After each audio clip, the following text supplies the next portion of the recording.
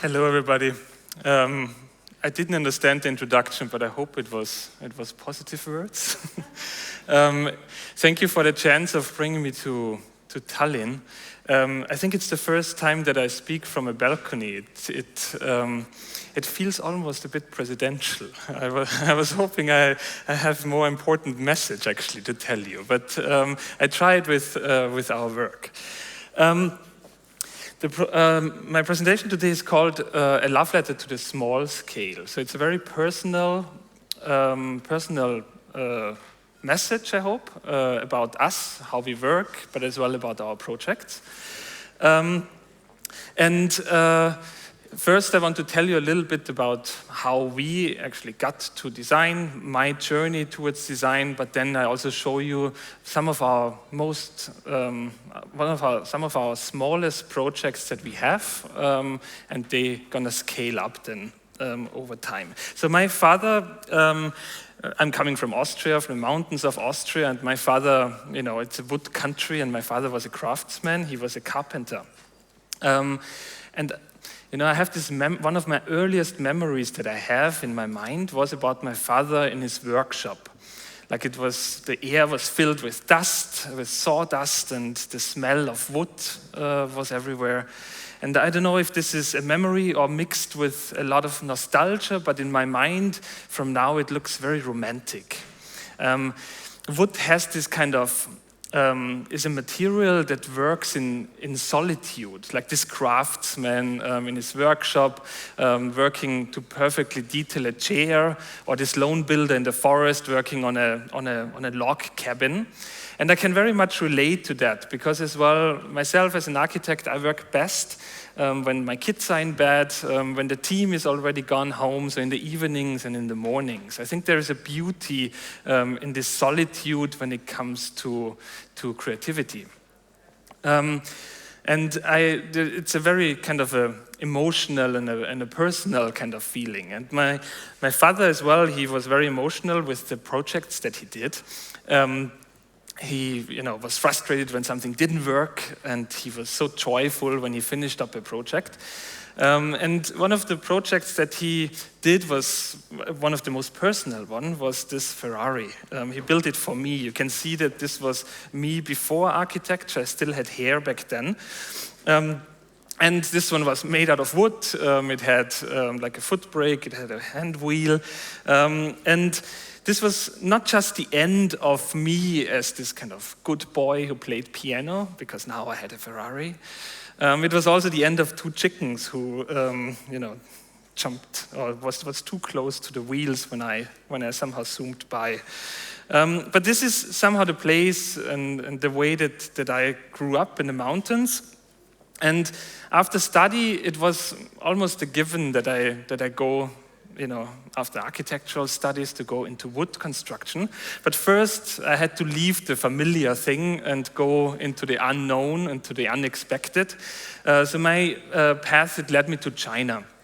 And in China, I went there to get experience, to gain a bit of confidence as an architect, to also meet my wife, Fei. And together we opened a small studio.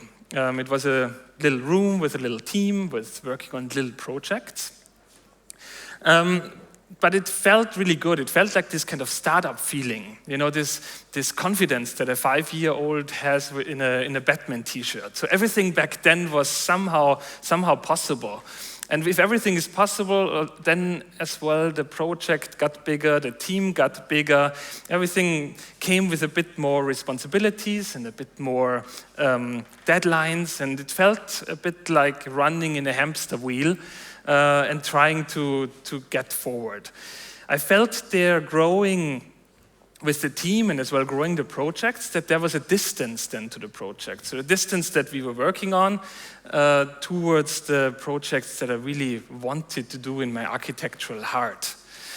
And this got more and more the bigger the projects got. And I think that let us rethink what actually success really means for us as architects. When we were studying, it was like you saw, these architects who grew their office and their projects got bigger and more important. And it was also for us that we thought, okay, the only way to get really important projects is to have a big team that can actually support them. And that might be in some level true, but it didn't really fulfill us. So I think that, as an architect, we don't have the most healthy job there is. We sit a lot in, dark rooms and stare a long time on the monitors. I think that architects, wearing black, it's not necessarily a minimalistic fashion statement. It's almost like, our emotional kind of statement. So maybe that's a helpful cry for architects. So we knew that something in our life as an architect needs to change. So we moved back to Austria, back where I actually came from. So the mountains of Austria. So not to any city, not to any village, but really the mountains. Which was quite scary back then, because it was just my wife Fei and myself then on the kitchen table. So no project, no client, no necessarily income.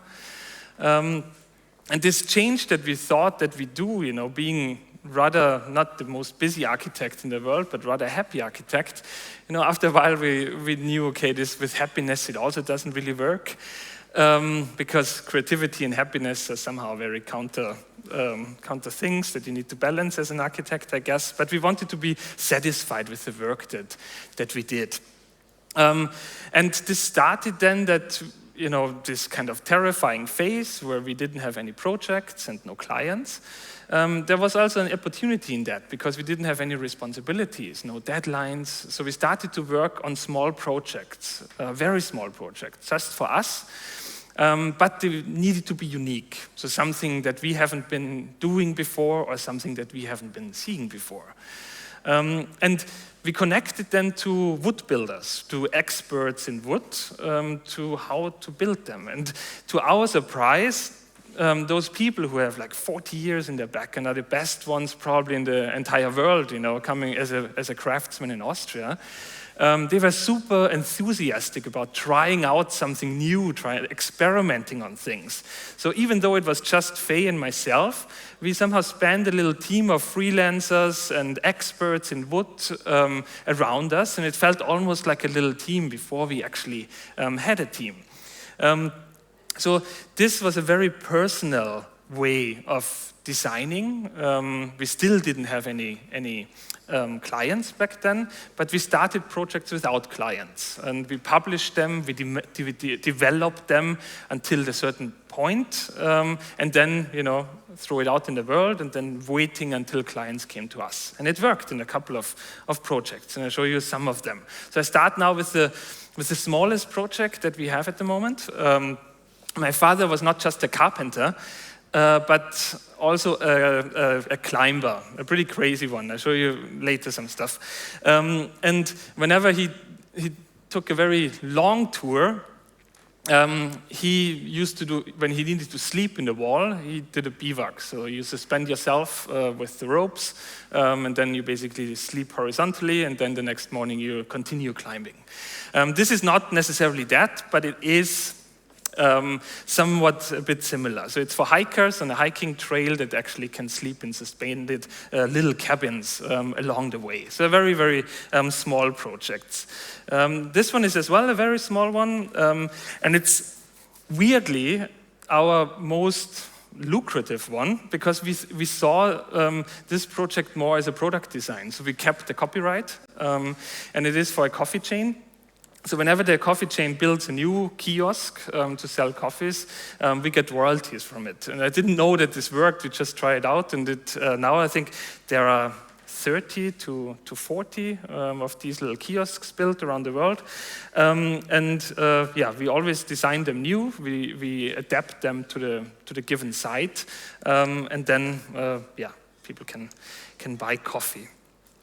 Also one of our smallest project that we are doing at the moment. Then this one was our first project. When Fei and me, we arrived in the mountains, when we didn't know really what to do, we started to play around with toilet paper rolls and so. And and one night, then I said, nah, that's not a building. But it always kept in my mind, and I think there's nothing more stubborn than an idea you didn't test. But I always felt a bit anxious to test what is in my mind, because I was afraid that whatever I put then on the computer, it wouldn't match the romantic image I actually had of this little thing. Then we connected, we built it then in 3D, we connected with wood builders, we brought it to a certain stage. And then we found clients who wanted to build it, weirdly, but they were really eager to. By then, we know exactly how much it costs, when it would get delivered, how it's going to get it built. So whenever we got then a client, we knew exactly all of the details that they needed to know. The first of these tree houses were built in a very beautiful area of Austria. It's almost like a fairy tale. And the buildings, when they are then standing in the forest, they almost look like characters who play a role in this kind of fairy tale. They are hidden in the forest, and when you can rent them, it's a little hotel then in the forest. And when you then get closer towards those characters, you almost feel as well as kind of a part of this kind of fairy tale, almost like a character yourself. So we gave them a name, we called them Bird. And I think that was the best kind of decision we did throughout this entire project. Because internally we always referred to Bird, and it almost felt like we were raising a kid, not necessarily we were designing a tree house. But we continued talking about him and Bird to bureaucrats and to politicians who needed to decide, whether this is allowed to be built or if it's not allowed to be built. And after, a lot of discussions with them, they started to refer to this building as him and as Bird. And this was a very weird switch as well in their mind, I think. Because they, not even politicians want to be then the bad guy who killed the character of a fairy tale. So we got permission to build it, which is still a big surprise. And then, there are the experts of wood building who we developed then together of how such a thing really can be built. I think there are not a lot of places around this globe who are doing bent cross-laminated timber. I think Austria is one of the only places where you can get these. As well, then with the wood builders, we developed a CNC mill who cut the pieces like really on perfection. And then when you actually see then in the next slide, it's this one. In the next slide, how things are actually coming together, and these joints and the seamless connection that they create. I think this is really. I think it wouldn't have been possible actually to do it 5 years earlier, nor probably would have been possible to do it anywhere else than in Austria. So it was really a project of its time and of its place in a way. In the interior, we did a couple of. It's a very modular concept, somewhat like the kiosks that we did. So you can get them in different sizes, in different configuration, in different heights. We built now 3 of these ones, and they have 2 bedrooms. You see there in the center there is this. There is all of the infrastructure inside. Surrounding that there is a staircase, and in this cone in the inside there is as well the toilets and the bathroom and so forth. A little kitchen is still in there. And this is how they stand then in the forest. And when you then enter, you're always a bit surprised by the space. So from the outside, you cannot really see what is this building. Is it even a building? But then when you go inside, you're driven by curiosity and this sense of discovery, which is a very strong bond I think you can create then to a place. This is the master bedroom, then on the top. And because we have stayed for a long time in China, we saw that a lot of kids that they're growing up in the cities, they're not really going to the wilderness to play anymore. So nature is not really a part of them growing up because of, not even the outside, because of the air condition you have and of the smog that surrounds you. So there are a lot of like indoor playgrounds in shopping malls and so where kids are actually going to play. But I think if we lose this kind of connection to the wilderness and that we lose this understanding that we as human beings, we are part of nature, then I think it gets even more difficult to know what is worth protecting.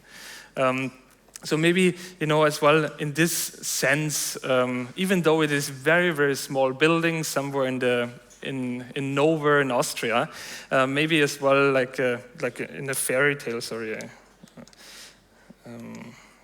yeah, maybe as in every good fairy tale, also this one has a bit of an educational message and brings people really close to where the wilderness is.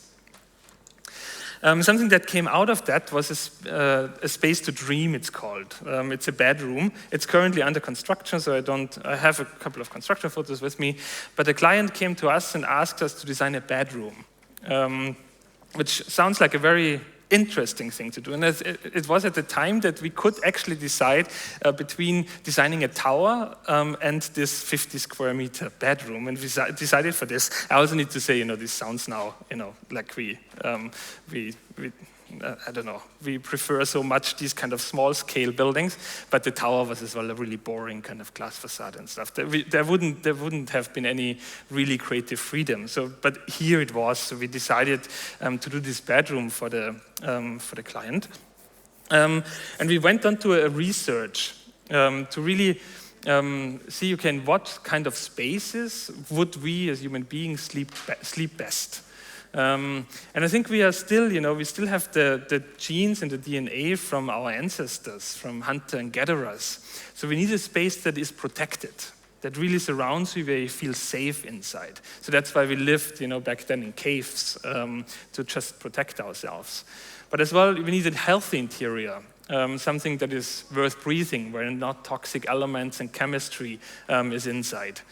And in this case, it is offsetted from the main house. So it very clearly says, okay, now we leave all of the stress from the day behind us and we enter now the bedroom. So it becomes more like a ritual. As well here, we collaborate with the fantastic wood builders of Austria, which is always a pleasure to work with.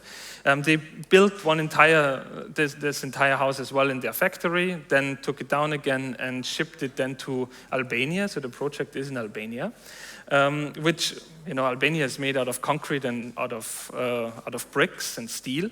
So you don't see a lot of wood. But even people in Albania, they already recognize, okay, if we really want to live healthy and if well-being is something that we really want to enjoy, then there is no better material than wood.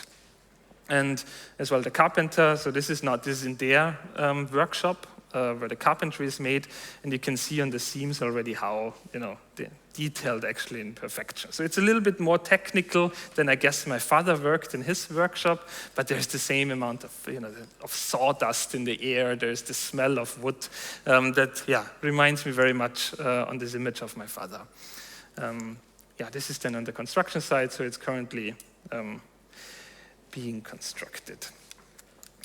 I know that with your own kids, you should not say which is your favorite and so, and I think the same is as well as an architect, that you are not really saying what is your favorite project. But if somebody would ask me, I would say this one is it. This one is my favorite project that we ever did. We are currently still working on it. It's in Portugal. It's a little bit larger scale, but it's coming down to a very human scale. I show you a little movie of this project. You see these incredible, beautiful Mediterranean stone pines that are defining the entire site. And the house was almost shaped by them, at least of the idea of them. So we designed cones that are almost looking like these stone pines with an incredible large crown they have on top. The house, you almost see it here. It's made out of these cones. And It's a design that is quite simple and very straightforward, yet it seems very sophisticated in a way. It's also super geometrical, but it's also very obscure. So you don't really understand, is it a house? What does it do? How would the interior spaces actually work in there? So it's quite, intangible in a way. The entire house is an endless house. So there is no really orientation of the, of north, south, and so forth. So it's very endless, and you have different views towards the outside from every place inside of the house. Sometimes to the gardens, to the cones, and sometimes towards the wilderness of the surrounding. Also, the materiality is quite raw. So we use earth. Rammed earth for the walls. Everything that comes from the bottom up is rammed earth, and everything that comes from the top down, like all of the trees, is made in wood. These are the interior spaces of the house, and even though it's quite a large house, because it's so modular and because it's so geometrical, it's divided always in sections, and that makes it very human scale. So I think when you don't really understand the project, just looking at it, so you need to walk through. So it becomes really a journey that you need to take in order to understand the building, and then you find little niches that are very small scale and where you feel protected, and then more open spaces that invites other people as well in for celebration. So it very much plays with this idea of compress and release. So this is currently under construction, in permit mode, and it's going under construction hopefully end of this year. A project that deals with a similar theme of you need to walk through to understand it, because it's probably not understandable when you just look at it, is this garden. I know there are no plants in it, but it is a garden, or it's becoming a garden. It's also in Albania. It's one of the most important buildings in Albania. This is the Prime Minister building. And it's a courtyard. I know this is not not interior design. It doesn't even have an interior space, but it is within a courtyard. So it's almost defined by a building, which makes it, the interior of this courtyard. And we were tasked with the idea to create a garden. Now, the problem in an office building is that you then always need to go to the window, look down to see the garden and enjoy the garden. So we wanted to bring the garden into the vertical. So when you look out, you see all of the changes of the seasons, the changes of the plants, but as well the changes of the wood. The wood doesn't stay as crisp and beautiful as you see here in this video. It changes over time. It gets completely gray. And I like this about this project, that over time the garden grows, it gets higher, it gets more dominant, and the architecture becomes a background. It gets gray, and it gets almost hidden by the plants. This was the day when the plants were installed, so they are now in.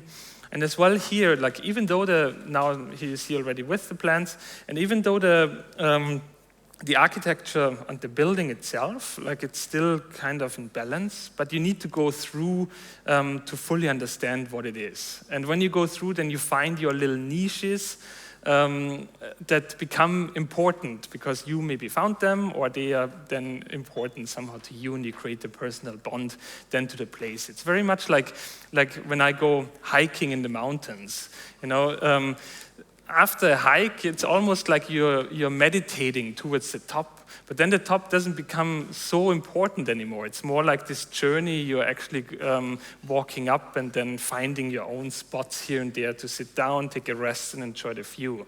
And I think very much this project is as well built by being really a journey through the building until you're then on the very top, where you have a great view then over the entire city. One much project is a house, so it gets a bit larger now with the scale, but it is still, I consider it still a very small project for our office. I explain why in a second.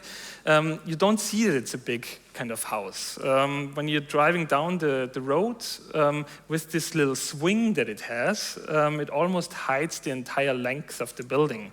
As well from the other side, it looks like a quite small gesture of a house. But if you see it fully in a drone shot, it becomes quite clear that it is a very long house. It is 50-meter long, but quite narrow. And this was very important for the views that you have within the house. You see there are trees on the side, so on the front part it becomes very private, while the back part is more the public area where you invite guests and so forth. This is then in the interior where this swing becomes very dominant in the living room.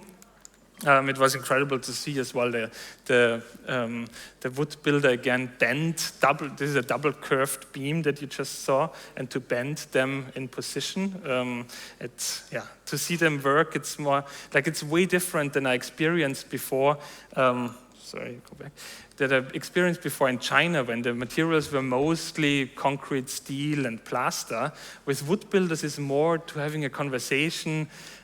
Is more you're talking to a craftsman or to an artist, and like solving a detail or defining a joint is almost like making a riddle, solving a riddle somehow together. And that feels very unique in this relationship.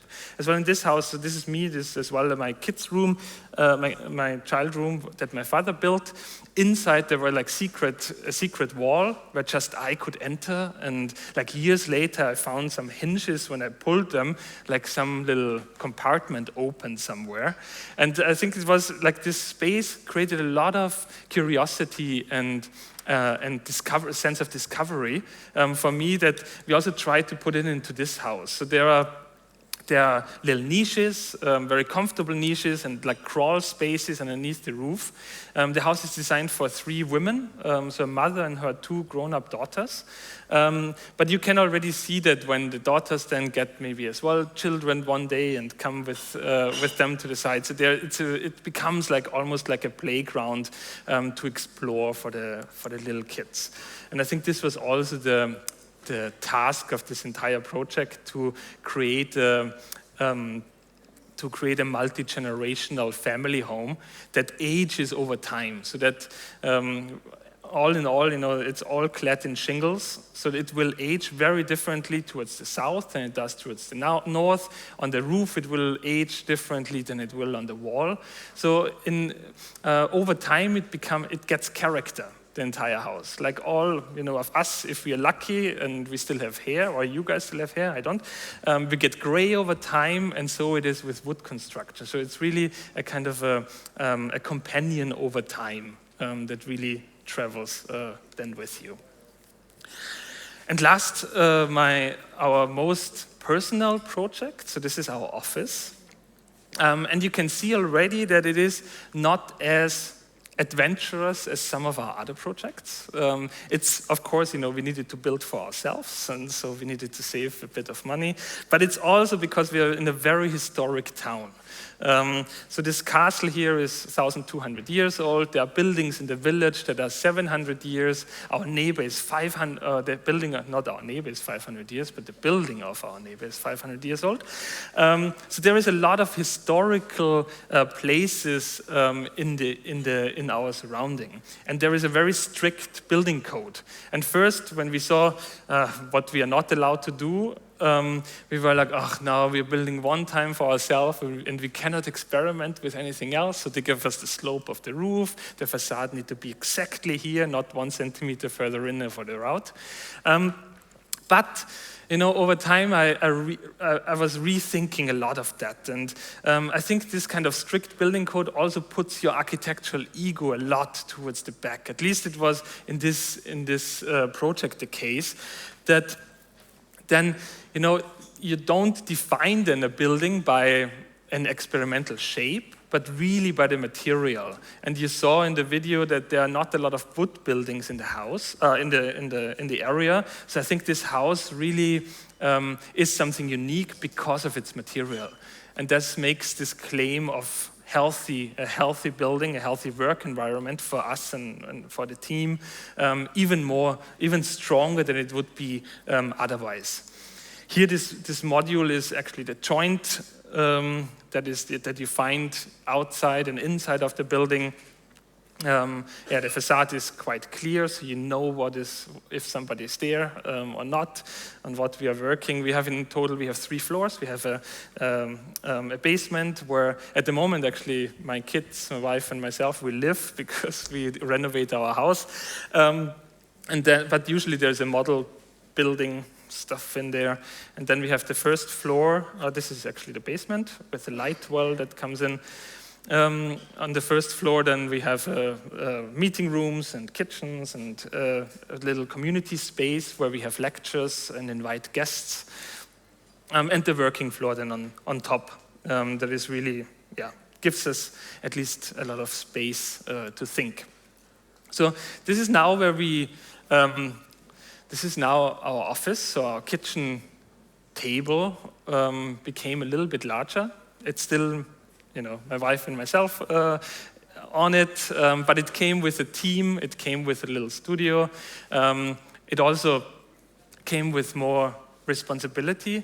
To be very honest, I'm at the moment, it feels like we're a bit on a crossroads because, of course, as when we have a team and we have this office, we need to be a bit more professional and efficient in what we are doing. With that come as well a bit bigger projects where it's very, very difficult to say no to.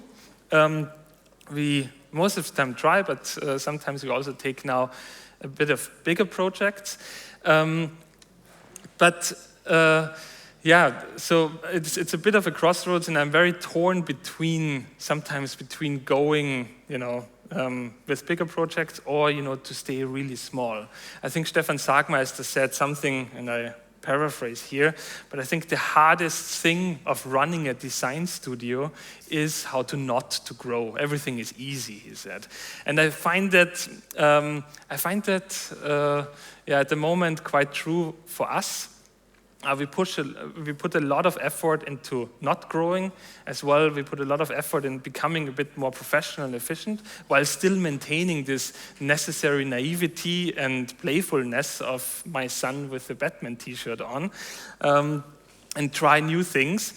This is where we are at the moment. But whenever I get these thoughts of maybe, there is more, there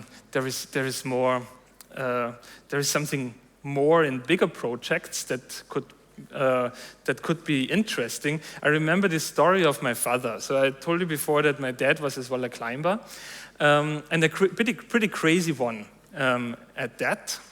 So this is him in the mountain, and this is him in our mountains. And ours are, they are large, but comparably quite small mountains. But my father also sometimes went to the Himalayas, to the 8,000 mountains. And he always came back then and he said, so for him there's way more adventure to climb the small mountains than the big Himalaya mountains. So here the small mountains he climbs without any rope, without any security, but in the Himalayas he has like Sherpas and oxygen masks and so. So for him way more adventures is in the small mountains that he has in Austria. And I think there is something true maybe as well to us as architects, that it doesn't necessarily need to be always the stadiums and the airports, but maybe it's also the treehouse that makes the most impact, at least for maybe myself. Thank you.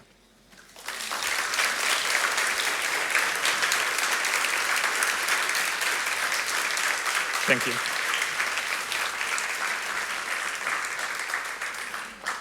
Thank you very much. There are several questions to you. You managed to provoke the audience. First, what was your starting capital at the very beginning? It came at the first part of the... When we moved back? Probably now when you started the building of those houses. Not a lot, but back then we didn't need a lot.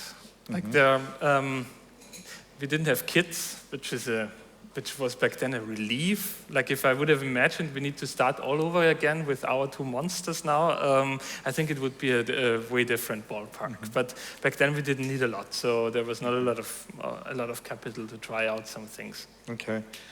Why do you tend to use round shapes? I don't know. I think I find some beauty in strong geometries. I think there is a sense in ourselves that with especially round shapes, bubbles, rainbows, that makes one happy. I think there is a certain happiness to design. There's actually a book and scientific studies about shapes, and round shapes make us the most happy. But I find them extremely interesting spatially, because it's something you don't understand at first sight. So it creates always different perspectives walking through, and I find this extremely interesting. I find them very annoying, but because you can't hang any art in them. Oh yeah, but architecture is the art, so I think there is also something beautiful about that. Okay. Again, a very specific question. What is the energy efficiency of those round houses? Yes, energy and efficiency and sustainability, I think, is a topic that I don't want to open too much. But there is the efficiency and sustainability you can measure in numbers, and 100%. The treehouse is not the most sufficient building there is, right? This was never the goal. But there is also sustainability that you can't necessarily measure. This is how people enjoy a space, especially when it comes to residential. So, for example, if you design a building that people can bond to, they have a very special connection to architecture. So they try to care about the building, and they try to care for a building, and then they maintain a building. And then the building is not destroyed after 20 or 30 years, but it lasts, way longer. And I think this is some sustainability that have probably way more of a footprint if you would demolish and rebuild than something that lasts. That's what we do for right generations. now. Yeah. People seeing your office building asking, how big is your team? We are still very small. So the love letter for small scale is not just about the buildings, but as well on our team. So we are at the moment 9 people. We still have a small team in China, which are 3, but this is the entire team. We just have been, the entire team to Bali for 3 weeks, and we just can do stuff like that because we are small.